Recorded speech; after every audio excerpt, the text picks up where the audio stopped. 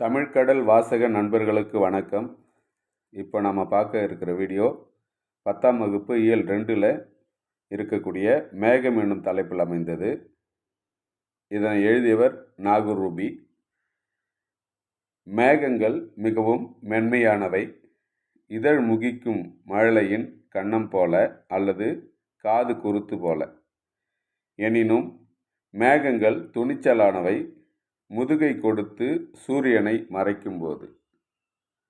மேகங்கள் மிகவும் கருணை உள்ளம் கொண்டவை. தாகங்கள் தீர்க்கும்போது. மேகங்கள் மிகவும் அழகானவை. மலைமுகடுகளில் நடைபயிலும் போது. மேகங்கள் ரொம்ப அற்புதமானவை. தண்ணீரும் இல்லாமல் தன்னுயிரும் போகாமல் வான்வெளியில் மிதந்து செல்லும்போது. மேகங்கள் மிகவும் மென்மையானவை. இது அவர் எழுதியது. நூல்வெளி அப்படின்னு பார்த்தீங்கன்னா, நாகூர் ரூபி முகமது ரஃபி என்னும் இயற்பெயர் கொண்டவர் நாகூர் ரூபி. இவர் தஞ்சை மாவட்டத்தில் பிறந்தவர். இவர் 80களில் கணையாழி இதழில் எழுத தொடங்கியவர். கவிதை, குறுநாவல், சிறுகதை, மொழிபெயர்ப்பு என பல தளங்களில் இவர் தொடர்ந்து இயங்கி வருபவர்.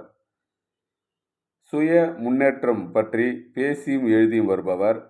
இவர் ஆங்கில பேராசிரியராக பணியாற்றி ஓய்வு பெற்றவர். இவரது நதியின் கால்கள், 7வது சுவை, சொல்லாத சொல் ஆகிய 3 கவிதை தொகுதிகள் வெளிவந்துள்ளன. மொழிபெயர்ப்பு கவிதைகள், சிறுகதை தொகுதிகள் ஆகியவற்றுடன் கப்பலுக்கு போன மச்சான் என்னும் நாவலும் இவர் படைத்துள்ளார்.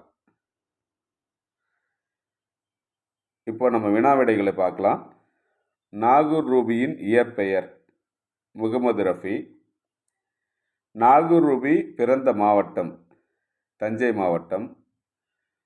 நாகூர் ரூபி கணையாழி இதழில் எழுத தொடங்கியது எப்போ? 80களில். நாகூர் ரூபி படைப்புகளுள் தொடர்பில்லாத ஒன்று. கட்டுரை. கவிதை எழுதியிருக்காரு, சிறுகதை எழுதியிருக்காரு, மொழிபெயர்ப்பு எழுதியிருக்காரு. ஆனால் கட்டுரை இவர் எழுதவில்லை. சுய முன்னேற்றம் பற்றி பேசியும் எழுதியும் வருபவர் நாகூர் ரூபி. ஆங்கில பேராசிரியராக பணியாற்றி ஓய்வு பெற்றவர் முகமது ரஃபி. இதிலே பாருங்கள், ஒன்றுத்தில் நாகூர் ரூபின்னு கொடுத்துருக்கோம், இன்னொன்றுத்தில் முகமது ரஃபின்னு கொடுத்துருக்கோம். எப்படி கொடுத்தாலும் நம்ம அதுக்கான விடைகளை நம்ம எழுதியாகணும். கீழ்கண்டவற்றுள் நாகூர் ரூபியின் கவிதை தொகுதி அல்லாத ஒன்று. 7வது சுவை, நதியின் கால்கள், சொல்லாத சொல் இதெல்லாம் கவிதை தொகுதி. கப்பலுக்கு போன மச்சான் என்பது நாவல். கீழ்கண்டவற்றுள் நாகூர் ரூபியின் புதினம் அல்லது நாவல் எது அப்படின்னு கேட்டிருக்காங்க. கப்பலுக்கு போன மச்சான். மேகங்கள் மிகவும் மென்மையானவை என்று கூறியவர் நாகூர் ரூபி.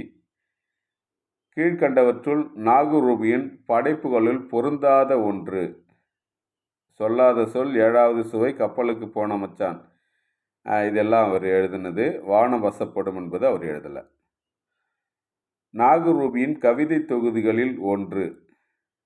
கப்பலுக்கு போன மச்சான், கொல்லிப்பாவை, மீட்சி இதெல்லாம் இல்லை. நதியின் கால்கள் மட்டும்தான் அவரோட அந்த கவிதை தொகுப்பு. அடுத்து வேறொரு காணொளியில் உங்களை நான் சந்திக்கிறேன். நன்றி, வணக்கம்.